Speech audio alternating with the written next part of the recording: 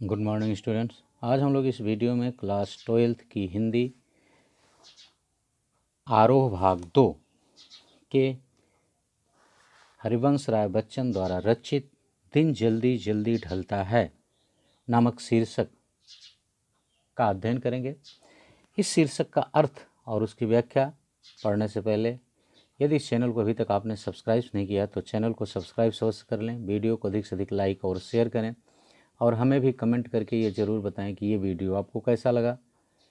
तो आइए देखते हैं दिन जल्दी जल्दी ढलता है इस कविता का अर्थ, उसकी व्याख्या। देखिए, हो जाए न पथ में रात कहीं, मंजिल भी तो है दूर नहीं, यह सोच थका दिन का पंथी भी, जल्दी जल्दी चलता है, दिन जल्दी जल्दी ढलता है।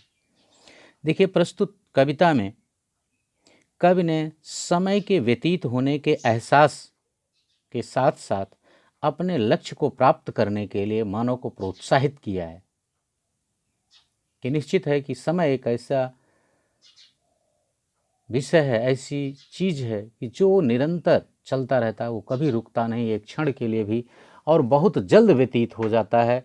तो इसलिए हमें अपने जीवन में जो हमारे लक्ष्य हैं, जो निर्धारित कर लिया है मैंने जिन लक्ष्यों को, उन लक्ष्यों को भी मुझे प्राप्त कर लेना चाहिए। तो देखिए, हो जाए न पथ में रात कहीं, कवि कह रहा है कि कहीं ऐसा ना हो कि रास्ते में ही रात हो जाए और मैं अपनी मंजिल तक ना पहुंच सकूं। मंजिल भी तो है दूर नहीं, क्योंकि मेरी मंजिल भी तो मुझसे अधिक दूर नहीं है, अर्थात मेरी मंजिल मुझसे बहुत ही नज़दीक है। इसी मंजिल को प्राप्त करने की लालसा में यह सोच करके थका दिन का पंथी भी पूरे दिन चलने के साथ, यहाँ पूरे दिन से मतलब है कि पूरे जीवन अपने लक्ष्य को प्राप्त करने के प्रयास में वह पथिक भी अत्यधिक जल्दी जल्दी चलने लगता है, अर्थात वह लक्ष्य की तरफ अपने और तेजी से बढ़ने लगता है, क्योंकि उसको यह पता है कि समय जो है वह बहुत जल्दी जल्दी बीत जाता है। बच्चे प्रत्याशा में होंगे, नीड़ों से झांक रहे होंगे, या ध्यान परों में चिड़िया के भरता कितनी चंचलता है, दिन जल्दी जल्दी ढलता है। बच्चे प्रत्याशा में होंगे, नीड़ों से झांक रहे होंगे, या ध्यान परों में चिड़िया के, यानी चिड़िया भी यह जानती है कि दिन जल्दी ढल रहा है, अर्थात दिन जो है, अर्थात समय जो है वो बहुत जल्दी व्यतीत हो जाता है। और चिड़िया सोचती है कि बच्चे प्रत्याशा में होंगे। प्रत्याशा मतलब होता है पाने की आशा, कि हमारे बच्चे जो हैं वो कुछ दाने चारे की आशा में नीड़ों से झांक रहे होंगे, अपने घोंसले से मेरी रास्ते देख रहे होंगे, अर्थात मेरे लौट के आने का रास्ता देख रहे होंगे, अर्थात मेरी प्रतीक्षा कर रहे होंगे।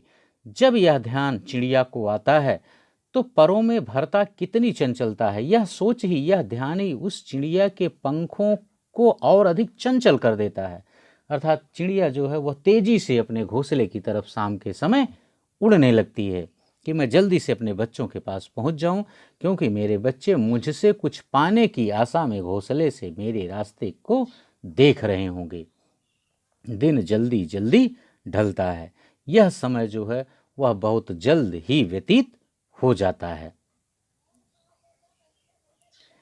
मुझसे मिलने को कौन विकल, मैं हूं किसके हित चंचल, यह प्रश्न शिथिल करता पद को, भरता उर्मे विह्वलता है, दिन जल्दी जल्दी ढलता है। अब देखिए, यहाँ कवि जो है वह चिड़िया की बात करके अपनी बात कर रहा है। उसने चिड़िया की बात की कि जैसे एक चिड़िया है, पक्षी है, वह भी शाम के समय अपने घोंसले की तरफ इसीलिए भगा हुआ चला जाता है तेजी के साथ, क्योंकि उसके बच्चे भी घोंसले में उसकी प्रतीक्षा कर रहे होते हैं। लेकिन कह रहा है कि मुझसे मिलने को कौन विकल, लेकिन यहाँ तो इस संसार में मुझसे मिलने की आशा किसी में नहीं है, अर्थात कोई भी मुझसे मिलने के लिए व्याकुल नहीं है, कोई भी मेरी प्रतीक्षा नहीं कर रहा है, ठीक ना। मुझसे मिलने को कौन विकल, और इसका एक अर्थ और हो सकता है कि कब कहता है कि पता नहीं मुझसे मिलने के लिए कौन व्याकुल हो रहा है।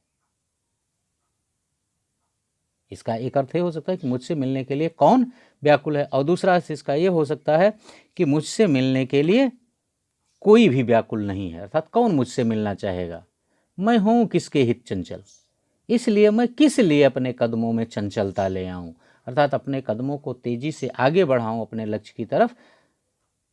वह सोचता है कि ऐसा तो कुछ है ही नहीं, अर्थात कवि जो है यहाँ मानता है कि मैंने अपना कोई लक्ष्य निश्चित नहीं किया है। जैसे चिड़िए के बच्चे व्याकुल होंगे, इसलिए चिड़िया तेजी से अपने पंखों में चंचलता ला करके अपने नीड़ अर्थात घोंसले की तरफ पहुंचना चाहती है। तो वही कह रहा है कि मेरे लिए, मुझसे अर्थात कौन मुझसे मिलने की आशा लगाए हुए है, मैं किसके लिए अपनी गति को तेज करूं, अपने कदमों को चंचल क्यों करूं। यह प्रश्न शिथिल करता पद को भरता और में विह्वलता है। कवि कह रहा है कि यह प्रश्न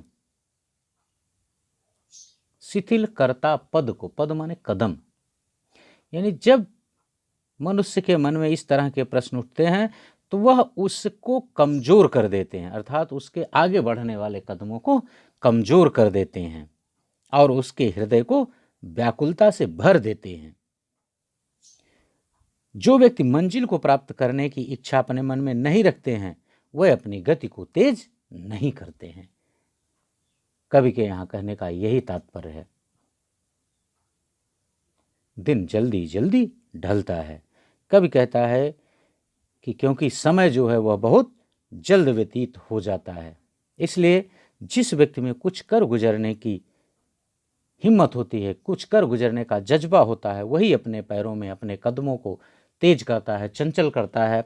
और जिस व्यक्ति के मन में इस तरह के प्रश्न आ जाते हैं कि मुझसे मिलने के लिए कोई व्याकुल नहीं है, फिर मैं अपने कदमों में चंचलता क्यों लाऊं।